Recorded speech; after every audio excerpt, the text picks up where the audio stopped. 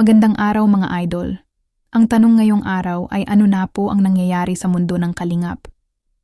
Bakit lahat na lang po sa loob ng community ay issue? Sa mga ganitong mga usapin parang madalas nakakawawa ay mga beneficiaries. Bawat supporters may mga kanya-kanyang opinyon at mga saloobin. Pero alam nyo ba na nagiging malala ang issue dahil sa mga hindi natin makontrol na pananalita? At minsan din ay kaya lumalala ang isang issue ay dahil na rin sa mga content creators. Bilang isang supporters ng Team Kalingap, wala akong masabi sa mga pagtulong na kanilang ginagawa. Sobrang nakakabilib dahil sa pamamagitan ng kanilang charity, ay marami silang natutulungan na pabahayan at pag-aralin. Para po sa akin hindi biro at basta-basta ang pagpapatayo ng bahay dahil sobrang malaki talaga ang perang ilalabas dito. Kaya saludo rin po ako sa mga sponsors na may busilak ang puso. Alam nyo ba nang dahil sa mga sponsors ay napapabilis ang pagpapabahay sa mga taong tinutulungan at hindi lang pabahay ang kanilang naitutulong dahil nandyan din sila na tumutulong sa pagpapaaral ng mga beneficiaries. Kaya nakaka-proud talaga ang mga sponsors nang dahil sa kanila ay nagiging magaan ang buhay ng isang tao.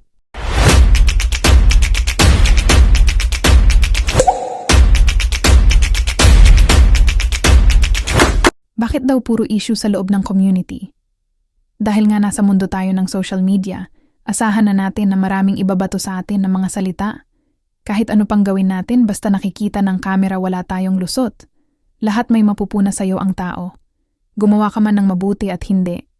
May masasabi pa rin ng mga yan wala kang ligtas. Dahil nasa mundo tayo ng vlogging. At alam nyo ba madalas lumalala ang isang issue? Ito ay dahil sa mga supporters. Madalas sa sobrang fanatiko natin nakakapagbitaw tayo ng mga salita na hindi naman dapat. Kapag nakapagbitaw tayo ng hindi magandang salita laban sa isang tao kakalat na yan hanggang makarating sa bawat kampo, doon na magkakaroon ng bangayan. Alam nyo bang itong si Joy? Madalas napapabilib tayo nito sa kabila ng pangbabash sa kanya pati sa kanyang pamilya. Wala kang maririnig sa kanya. Ang tanging makikita mo lang sa kanya ay kanyang natural na tawa. Sa panlabas makikita mo ang kagalakan, pero sa likod nito nandun ang lungkot dahil sa mga taong masakit magsalita. Aww. At sana rin po bilang fan ng bawat kampo maging maingat tayo sa pag-comment, maging maingat tayo sa pagbitaw ng mga salita. Kasi isipin na lang natin yung sinasabihan natin ng hindi maganda ay may malaking impact yun sa kanila. Katulad din po natin silang may mga damdamin na nasasaktan. Hindi po porket nakatulong tayo sa kanila, ay parang pwede na natin sabihin kung ano yung gusto nating sabihin. Isipin na lang po natin na tayo yung nasa sitwasyon nila. Ano kaya ang mararamdaman mo kapag sinabihan ka ng hindi maganda? Di ba po nasasaktan tayo? Kaya sana bilang supporters maging maingat tayo sa pagbibigay ng komento. Lahat naman sila ay may karapatan gawin ang mga bagay na gusto nila. Huwag natin silang kontrolin.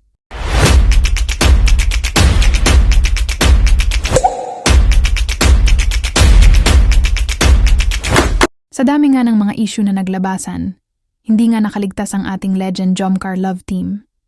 Dahil sa magkasunod na pagkawala ng Love Team na Edsy at Mikris, sabi nila, baka Jomcar ay peke lang din daw? Ginagamit na lang for the views? Para po sa akin nasa tamang edad naman na ang dalawa at may mga sarili naman silang pag-iisip, pabayaan na lang po natin ang kanilang mga desisyon. Pero syempre, mas magiging masaya ang lahat kung sila talaga ang magkatuluyan.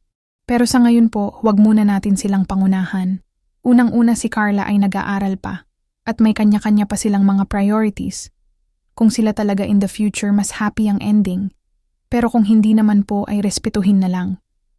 Pero sa nakikita naman natin sa vlog kung gaano sila ka-sweet at kung ano yung pakikitungo nila sa isa't isa.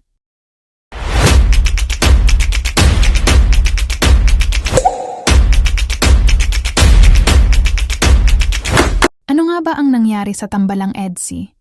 Bakit biglang naglaho? Nagbago? Ang daming kwento, ang daming naintriga, ang dami nang sumabay sa issue. Kalingap man yan o outside kalingap, bakit biglang sumabog ang masaya at nakakaaliw na love team? Sino nga ba ang nasa likod ng pagpapatulfo ni Baby Girl Vianzi? Sabi ng iba may mga sponsors daw na nasa likod ng pamilya ni Baby Girl Vianzi. Bakit daw si Edu ang may kasalanan? Bakit si Kuya Val ang pinatulfo? Maraming haka-haka, maraming kwento. Pero isa lang ang hangarin ng bawat kampo ang magkaroon ng kapayapaan at katahimikan. Sa totoo lang, maayos naman ang pag-alis ni Viancy sa love team. Nakita naman natin na nasabi niya, ayaw niyang maglabas ng resibo dahil pinoprotektahan niya si Kalingap Edu. Pero dahil nga sa mga supporters, reactors, lumala ang sitwasyon. Yung tahimik lang sana sila na naghihiwalay. Pero biglang sumabog si Viancy. Hindi na niya nakaya ang mga masasakit na salita na binabato sa kanya, na hanggang ngayon ay hindi pa rin natatapos. Para sa kanya, sobrang durog na durog ang kanilang pagkatao. Tulad nga ng nasabi ko sa mundo ng social media, wala tayong ligtas. Naging malala ang EDSI dahil na rin sa mga komento nating hindi nakaaya-aya. Yung iba, sobrang below the belt na. For me, bilang isang supporters, maging neutral na lang sana tayo. Mas maganda sana kung advice na lang ang ibato natin, hindi yung dudurugin natin ang tao. Ituloy na lang ang bawat kampo kung ano ang nakakaganda para sa ating sarili. Hindi matatapos ang issue kung bawat panig nagbabatuhan ng maaanghang na salita. For Viancy, ituloy mo lang kung ano ang makakabuti para sa'yo at sa pamilya mo. Itong nangyaring ito ay magsilbing aral na sa'yo. Alam ko malayo pa ang mararating mo. Basta maging matatag ka lang.